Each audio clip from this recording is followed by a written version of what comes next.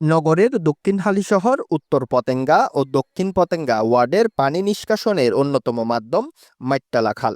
খাল পার্শ্ববর্তী এলাকায় নির্দিষ্ট কোনো ডাস্টবিন না থাকায় বাসাবাড়ি ও খালের উপর গড়ে ওঠা অস্থায়ী দোকানের ময়লা ফেলা হয় সরাসরি এই খালে। অতিরিক্ত অপচনশীল প্লাস্টিক বর্জ্যের কারণে রোধ হয় পানির স্রোত। স্বাভাবিকের চেয়ে পানি চলাচলের স্রোত কম হওয়ায় বর্ষা মৌসুমে দুর্ভোগে পড়েন বাসিন্দারা।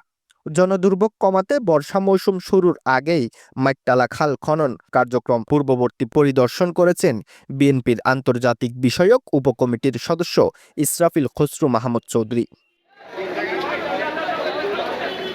সোমবার বিকেলে চট্টগ্রাম নগরের আকমল আলী রোড এলাকায় চট্টগ্রাম মহানগরের জলাবদ্ধতা নিরসনে পরিদর্শনে এসে ইসরাফিল খসরু বলেন, অনেক দিন ধরে শুনে আসছি খালের পানি চলাচল বাধাগ্রস্ত হয়ে আছে।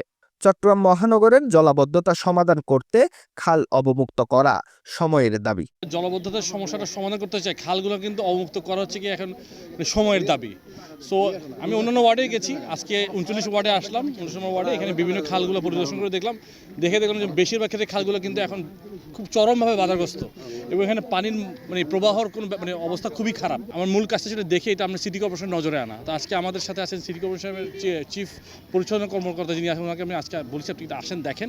উনি সরজমিনে দেখেছেন এবং এটার ভিত্তিতে উনি আশা করি সিটি কর্পোরেশন ব্যবস্থা নেবেন। চলতি মাসের দ্বিতীয় সপ্তাহে চট্টগ্রাম সিটি কর্পোরেশনের মেয়র ডাক্তার শাহাদাত হোসাইনের উপস্থিতিতে খনন কাজের উদ্বোধন হবে বলে জানান চট্টগ্রাম সিটি কর্পোরেশনের প্রধান পরিচ্ছন্ন কর্মকর্তা। জনপ্রতিনিধি হিসেবে ওনাকে ধন্যবাদ দিব এটা আমাদের নজরে আনার জন্য।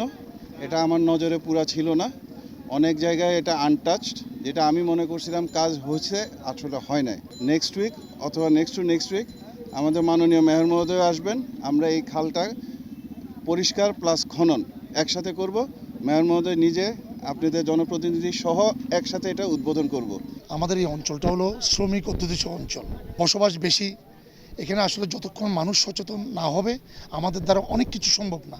ওনাদেরকে নিয়ে এসেছি বেসিক্যালি এগুলি পরিদর্শন করার জন্য, যাতে বর্ষার আগে আমরা ইনিশিয়েটিভ নিয়ে কাজটা পরিপূর্ণভাবে সফলভাবে করতে পারি।